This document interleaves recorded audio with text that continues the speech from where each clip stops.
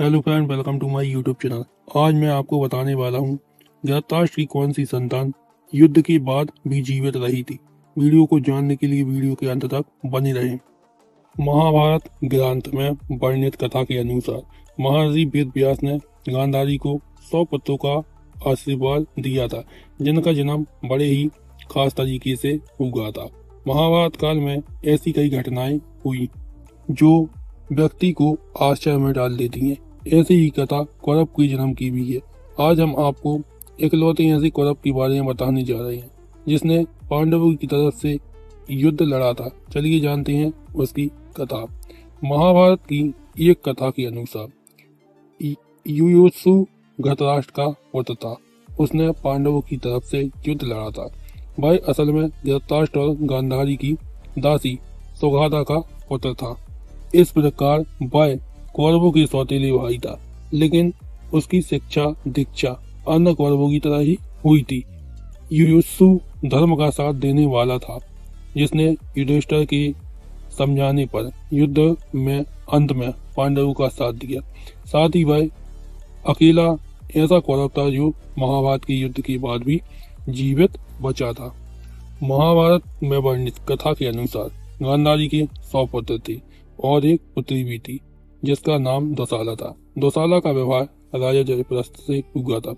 कथा के अनुसार गांधारी को महर्षि वेद व्यास ने 100 पुत्रों की माता होने का वरदान दिया था।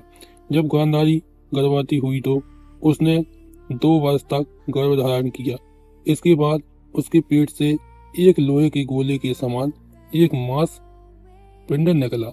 इस स्थिति में वह उसने महर्षि वेद व्यास को याद किया और वह प्रकट हो गए। तब वेद व्यास ने गांधारी को यह सुझाव दिया कि इस मांस के पिंड के 100 टुकड़े करो, लेकिन गांधारी से उसके 101 टुकड़े हो गए। तब इन टुकड़ों को अलग अलग मिट्टी की घड़ों में रख दिया गया।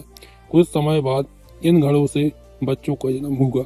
100 घड़ों में से तो पुत्र प्राप्त हुए, लेकिन एक घड़े से पुत्री की उत्पत्ति हुई, जिसका नाम दुशाला रखा गया। महाभारत युद्ध के बाद धृतराष्ट्र की एकमात्र संतान जो जीवित बची थी वह थी युयुत्सु थी।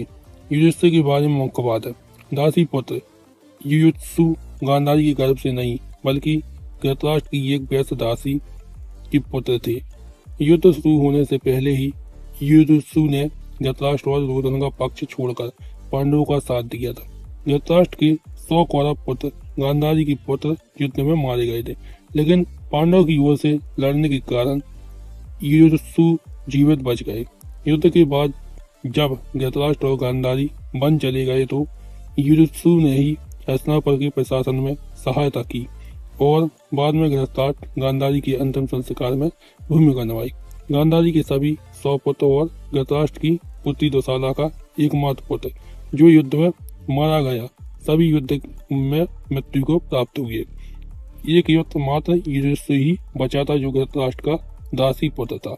अगर आपको मेरा वीडियो अच्छा लगा हो तो वीडियो को लाइक कीजिए, चैनल को सब्सक्राइब कीजिए और वीडियो को ज्यादा से ज्यादा शेयर कीजिए। Subscribe now and press the bell icon. Never miss an update.